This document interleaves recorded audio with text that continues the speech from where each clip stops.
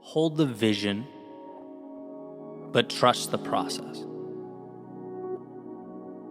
An idea that should act as our North Star, right, as we make our way through life. It proposes believing in a goal, but at the same time understanding that its manifestation will be unpredictable, challenging. It may not unfold the way we thought it would. To me, though, the most challenging aspect of personal growth, of building the things that matter, creating realities we dream of, it's the mandatory dance we must do with time. The patience that's woven into the equation, it's the empty spaces that we tend to use for manufacturing doubt and disbelief when life has given us nothing to react to. It's like we create monsters in our heads. And it's really an incredible thing when you think about it, right? I look back on the past decade of my life, and the hardest parts, and some were excruciating, they were pain derived from what I knew I hadn't yet accomplished. It was a feeling like I wasn't moving fast enough, like the winners in life had that over there and all I had was this over here. A completely nonsensical narrative, but one that certainly felt real. Discomfort from the delta or the gap between what I wanted and what I had. A feeling that would randomly dip in and out of my conscious mind as I sort of chipped away at my goals day in and day out. And I started to wonder, how can I better position myself to grow, to maintain that ambition, but also to do it with less anxiety, right? As I stated a few seconds ago, hold that vision, but perhaps improve my trust and relationship with the process. My ability to immerse myself in various pursuits without dwelling on the fact that I hadn't yet arrived. Because look, I know this game. We all know this game. There's always going to be another finish line to cross. That's a great thing, but can also, when we're not looking at it correctly, be to our detriment. There are always higher numbers to achieve. Again, incredible opportunity, but with the wrong perspective, dangerous. If you can't find a way to appreciate the now while you climb, you will be forever lost. There will always be a hole that's never filled. I think we need to be better about supporting ourselves along this journey. No one can be there for me like I can, and I think that's true for everyone. We need to be our greatest allies. So I brought this question up, as I tend to do with a few of my friends, right, with different perspectives. They look at the world a little differently. And basically asked, how can we get out of our own way? Is there a lane to both be tenacious in our pursuit of evolution, to continue doing the things that excite and challenge us, while also being a little easier on ourselves, trusting that dance we do with time as the process unfolds? And so I present this question to one of my friends sitting across from me at the table, and he thinks about it. He says, Eddie, well, that's what's gotten you where you are. That feeling like there's always more. It's the reason for the success you've had and the success you'll have in the future. It's what will push you. It's why you will succeed. People that accomplish things are never satisfied. Jordan was never satisfied. He was never happy. And in that context, greatness and happiness are not compatible. And, I took it in. I certainly appreciated the perspective, right? In many ways, I think he's right. Sort of reminded me of the idea behind Tim Grover's book, Relentless, that it's an obsession that must take place. It doesn't leave room for much else, right? Incredibly valuable to understand, if anything, just to see, just to grasp what it means to achieve in a world of obstacles. But truthfully, I wasn't entirely satisfied, right? How can we better visualize the process so that we're more powerful allies to ourselves. That's what I wanted to understand. And a short time later, I'm at the kitchen table, kind of going over some analytics for social media, like YouTube channel, podcasts, stuff like that. And my father, who happened to fly in from Boston, he's at the kitchen table with me. We're having some coffee, and I made a comment about the trajectory of the numbers. I forget that particular week. Maybe it was higher or lower than expected. I don't really remember. But he made this comment about the patience that I've had with the channel over the years. Just an offhand remark. He said, the numbers are like the S&P 500, right? The stock market. There are days when it drops, there are days when it rises, but over the long haul, it's steadily pointed up and it continues to point up. And I found that so interesting. I harp on the small things a lot on this channel, the little breakthroughs that pave the way for larger transformation, ideas that change the way we look at things, which ultimately change the way we act, which change the results we get, and this happened to be one of them. It hit me just right. What is perhaps the most important piece in the famous book, The Intelligent Investor? What is the idea that made Buffett a billionaire? It's that you invest in things you believe in and you remove the emotion. You hold the dips. Right? When the stock market takes a hit and everyone's panicking and acting emotionally and selling, you don't sell. You buy more, right? When the world emotionally rushes out, you rush in. And when the world emotionally rushes in, you step out. Well, in life, there will be days when your metaphorical stock drops. At least you feel like it does. Right? Those YouTube numbers, perhaps numbers in the old bank account, maybe fitness goals fall flat, maybe you're just not seeing a return on investment. But we are never defined by the events of the day, even the worst of days. They're merely a small part of a much larger pattern, and the truth is, sometimes success is so small, you can't see it. Of course you're going to be anxious if you think every day should be comprised solely of mountaintops and finish lines, if you're always looking, comparing, contrasting. But sometimes success is 0.00001% better. Sometimes success looks like the S&P 500 taking a hit, dropping for a day, a week, or a month. Sometimes growth doesn't look like what we want growth to look like. But just like intelligent investors, you are putting your money in the belief that at a certain point down the road, the value will be higher than it is now. And this idea has been everything to me, particularly on the days when it feels like things are going backwards, over periods of time where I feel like I've been standing still, where the voice in my head is presenting all kinds of scenarios that I could have been better or done more, and maybe so. But these times are nothing more than data points. They are steps along the way.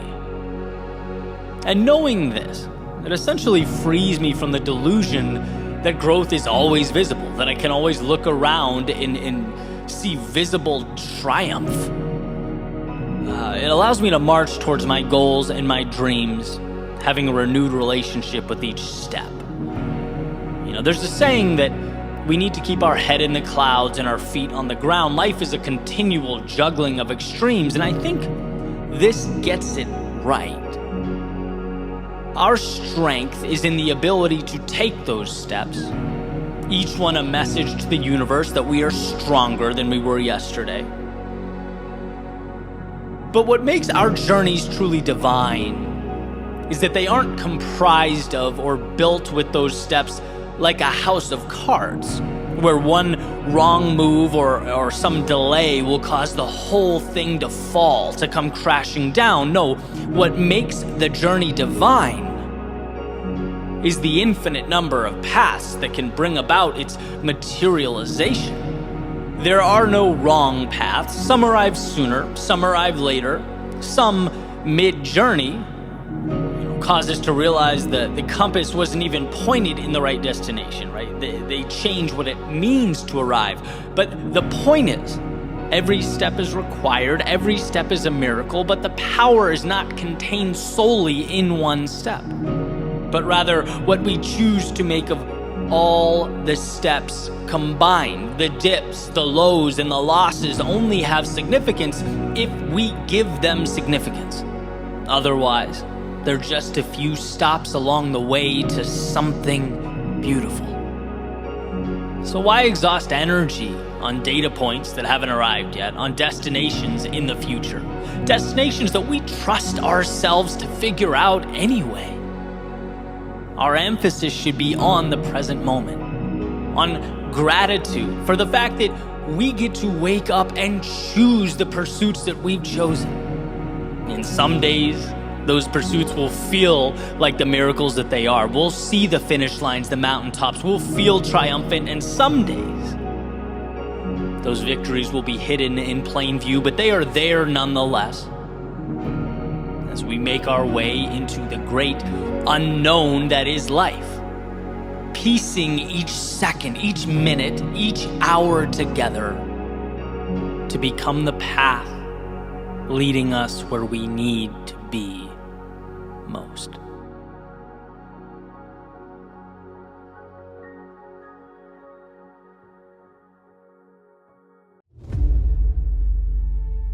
Do you ever wonder how much of you has materialized?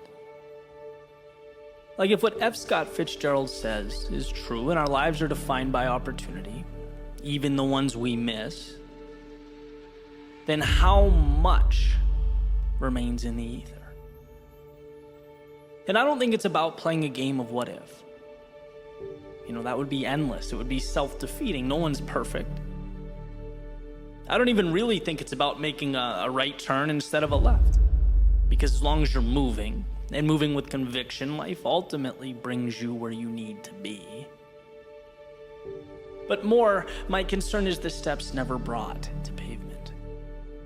My ideas unhatched, my opportunities I either knowingly or unknowingly left on the shelf. Because it didn't seem real enough. Like a Broadway play between my ears that as a spectator I knew would end. After all, that's what stories do. How much of ourselves have we cast aside as simply the things we don't say out loud? At first, it's infinite. We've yet to be taught to limit because limits aren't things, they're ideas, and ideas must be adopted. That's why they say some of life's best things were done by people too ignorant to know they were impossible, too naive of the notion that they couldn't say them out loud. Then it's comparison. They have what I want, but it was meant for them and not me. How delusional to think I could have it. How crazy to think that life has yet to be written, and I am an author. My date is with normalcy in the box where I keep those things we don't say out loud, and then we look around and we see highlight reels, we see awards and vacations and smiles, but we don't stop to think maybe they're just like me. Maybe they're people who struggle and question themselves and doubt the road ahead. No, it must be the paths diverged. They took happiness and I took those things we don't say out loud. And then there's everyday life when things don't go as planned, when the world presents curveballs and you haven't learned to hit off speed, so you feel small and you feel inadequate and ill-equipped, and you could reach out, but that's not cool, that's not right. That's something that you don't say out loud, but we keep it in, like all in, and eventually it becomes the if-onlys and I wish I hads. It's the quiet envy gazing longingly towards those who just cared less, who realize maybe life's not as serious as we make it out to be, who turn thoughts to things not by burying but by embodying them. And maybe that's the trick, to unlock the gate, keeping your perceived reality from the possibility of a new one, the one you could create if only you promoted your fleeting thoughts to forward progress. See, dreams can fail to come to fruition in two places, in your head and outside of it. But at least outside it has a chance. At least outside you can take the common, normal, everyday background and make it the backdrop to your movie, where you play a lead role. but it must be accepted and acknowledged, not thought of or even whispered, but screamed, so that the details and the trivialities that exist now work for you. That's right, they are now yours. Not because you thought about it, but because you reached out a hand and you took. You asked the world for something. And in life, it will always be true that you don't get what you do not ask for. So when you find yourself staring up a wall comprised of self-defeating narratives and manufactured limits, be ignorant, be irrational, be the reason your dreams have a chance. And when you look around and you see more and wonder why you don't have it, know that you can. You're allowed to. If you sacrifice, you will. But you must believe you are worthy of it. Not in the back of your head where you keep your locker combo and movie quotes, but in reality, where words bounce off lips. And when you feel like life is treating you unfairly, like they're happier or have it better, know that life is peaks and valleys, not just for you, but for everyone. And how you internalize that and carry on makes the difference. And when you feel lost or stuck, you are not hopeless, but in progress. Being broken down so that you can be reconstructed, stronger, better. Victory is not in hiding those struggles, but accepting them as the difference, as the reason you created the miraculous. Not because you had dreams, but because you said them out loud.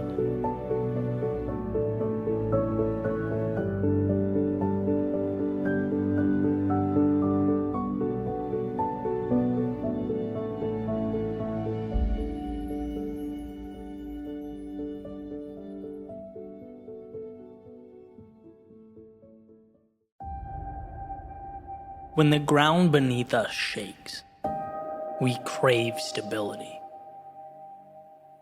When the heavens open up and rain pours down and we run for shelter. When life presents us with vagueness, with flashes of possibility, we long for mastery. It's more instinct than anything else. But could it be that that instinct that we run to like moths to a flame is leading us astray, that it doesn't have our best interests at heart? Could it be that we're so worried about protecting and maintaining an acceptable image for the world that we forget to build something internally that's worth protecting? What if that shaking is what brings down the foundations that held us back? What if that rain washes away the limits of yesterday as we evolve into something more? And what if those flashes of possibility require of us not mastery, no, not yet, but a willingness to be the fool? And what if that willingness isn't an unfortunate dead end, but a beginning? In one of his lectures at the University of Toronto, Jordan Peterson said, if you are not willing to be a fool, you can't be a master. In the cycle that is self-discovery, that is growth, we have to at some point step into an arena that's foreign to us, that we don't yet understand. We have to be willing to operate with inadequate resources, trusting that, they'll be picked up along the way. And that's a lot to take in. It's painful to know that others are going to have knowledge and skills and competencies that you won't. That you'll willingly inject yourself into the bottom of some hierarchy with nothing more than aspirations. But that willingness is your vehicle.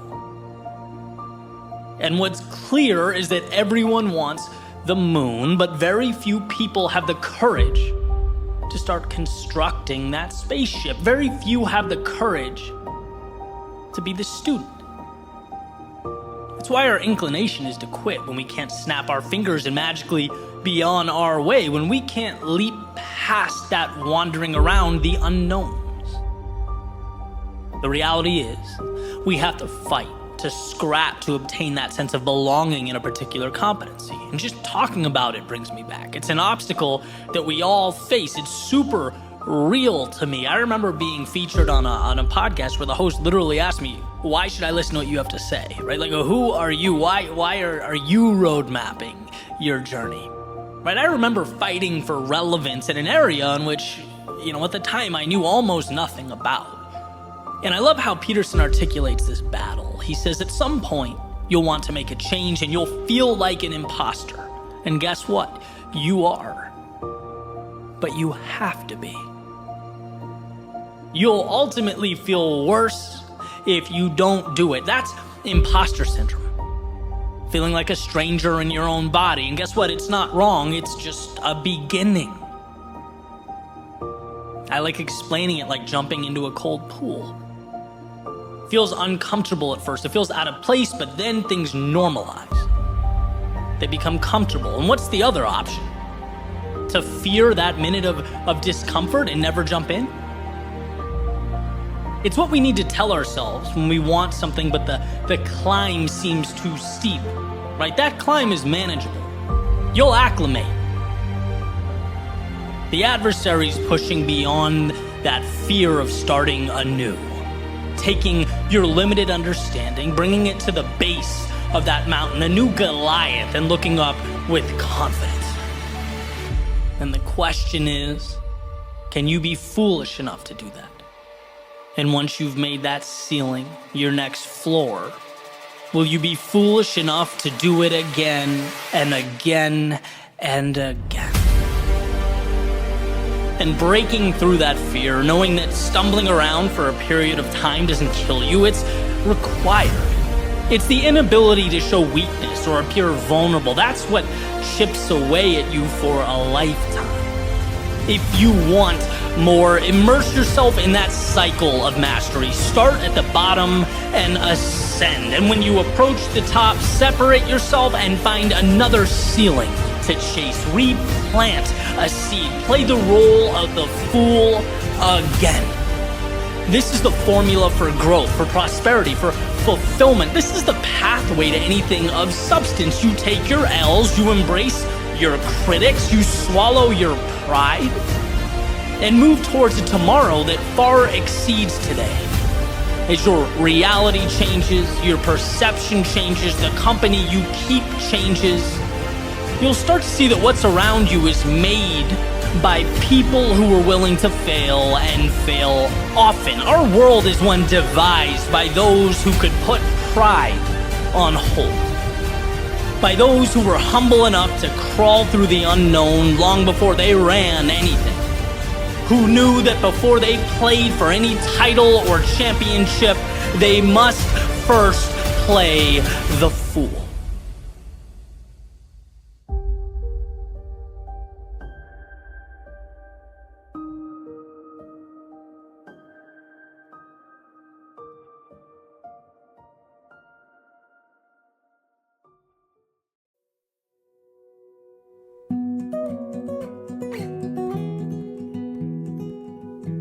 I woke up this morning to this songbird, singing her sweet melodies like only she knows how. Perched above the street, looking down at the people, the cars, but somehow indifferent to all that below. Like her heart was fully immersed in her song. As I got out of bed, opened the curtains, and let the early morning sun make its way into my room, I reveled in the moment. It was both simple and perfect, two things that often go hand in hand. And as I made my way to the kitchen for that cup of coffee, I had a thought. That little songbird out there, she'll never understand how beautiful she is. She'll never know that she made my morning just a little brighter, or that she helped lift my spirits after a less than ideal yesterday. No, she's just doing her. And in return, making a mark on a world that needs what she has to give. So what? Well, maybe there's something we can learn from this songbird as we go about making our way in the world. As far as I'm concerned, there have been two great challenges in my life: finding my song and then finding the courage to sing it. Or perhaps put another way, discovering who you are and then holding on tight in a world that is constantly trying to make you something else, as Emerson said, is the greatest accomplishment. It will always be a challenge to bring our thoughts to life because, well, people tend to only see what's placed right in front of them. It's just not realistic to place tomorrow at someone's feet, but here's the magic. I don't think that songbird cares about being realistic. See, over time, we've done quite the dance, reality and I. Like a tug of war on where to lean and where to pull. What's worth my time, what's not, when to stay and when to go. It's a gray area that I've had to work through, and I know others have as well, trying something new, taking a risk, sharing their art with the world, going down a path with a high probability of failure. You know, when maybe we think we've found our song and we're singing, but no one seems to hear. That's when the status quo has never looked so tempting, so ideal. When settling for the easy path has never seemed so appealing. No, never as appealing as when our songs seem to get lost in the ether. We know how hard it is to give a piece of ourselves to the world, and it seems odd not to get something back. But you know, I think this is when you must sing with all your heart and soul. Just like that songbird, indifferent to life below the branches of its tree. Well, so should you be to the factors existing outside the realm of what's best for you. It's not easy to uncover what makes you feel alive, and when you find that, live it. Own it, sing it at the top of your lungs, because it may seem like it's falling on deaf ears. But you just might be someone else's songbird, oblivious, like my feathered friend outside, to the beauty you are creating by just being you. By sharing what means the most to you with the world that, whether you realize it or not, needs to hear your song. So, songbird, sing.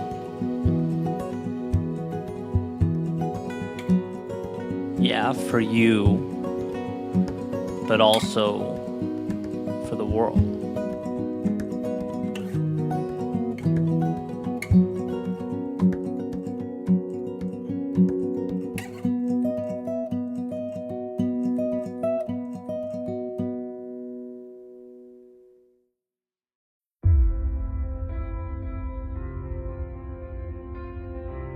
Every once in a while, for a brief moment in time, we need to pause. We need to take a breath and ask ourselves who we are. Of course, not in the literal sense, not the reflection staring back in the mirror, but in the context of the road you've already traveled, how far you've come. Because it's easy to become consumed with what's ahead, especially when you can start to feel that finish line. You can see the top of the mountain. When you know everything is about to be on the line, your greatest test awaits. But here's one of the greatest secrets I've ever been told. That test is not about right now. It's not even about the future. It's about the foundation you've already been building and trusting yourself to be you. It's all those times you could have said no, but you didn't. How you, like so many others, could have taken that easy road, but you opted for something greater. No, my friend, this obstacle before you is not where you prove or make or create yourself. It's where you simply verify who you already are. Cash in on a prize that's been years in the making. It's where you validate the price you've been paying for as long as you can remember. And what you need to take with you, what you need to understand right now more than any other time, is that you aren't here to simply survive or navigate foreign territory. No, you were made for this moment. There's a saying that pain is temporary, but quitting is forever. And that simple quote has got me through some of life's greatest trials and tribulations, most challenging times. Because to put it simply, when we're overwhelmed or we're amidst life's chaos, our minds don't scream out, "Oh, hey, you've gotten through this before, and you'll get through it again." They don't remind us of our strengths or reassure us of our dedication. No, when we feel like we are neck deep in chaos, all we see is what we're not. That's why people quit. They become consumed with the dark, forgetting that the answer is a light switch away, overlooking the fact that they already have everything they need. So let this be your reminder that getting across the finish line doesn't require some miracle. Doesn't require you to do what no one in humanity has ever done before. No, all it asks is that you believe in yourself, to hang on when others would let go, to continue forward when you most want to turn back. Because it's always darkest before the dawn, most challenging at the peak. When the roar of the crowd becomes audible and the trophy visible. Find it within yourself to rise amidst the pressure, not to shrink, but to expand. To be the most powerful person in your life, you. Because right now, in this moment, you have arrived. Years from now, when you look back, make sure you remember one thing about this moment. That you gave everything you had. That you leaned in on those late nights and those early morning wake-ups. The hours upon hours in the books, the preparation, dedication, and the resilience. That you knew who you were and let it manifest and lead you into the future. See, we all find ourselves at this fork in the road. The one where we have a decision to make. Will I survive or will I thrive? Will I exist or will I truly live? And in the race of life, it's when our hearts pound in our chests.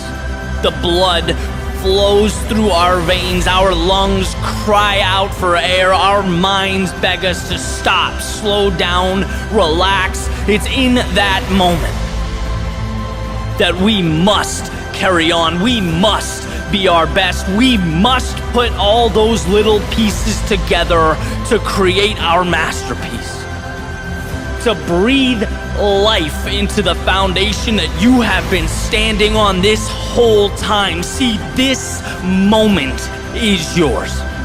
If you're willing to endure, to hang in just a little bit longer, give just a little bit more, if you're willing to put all of yourself into the task before you, you may just be amazed at what life gives back.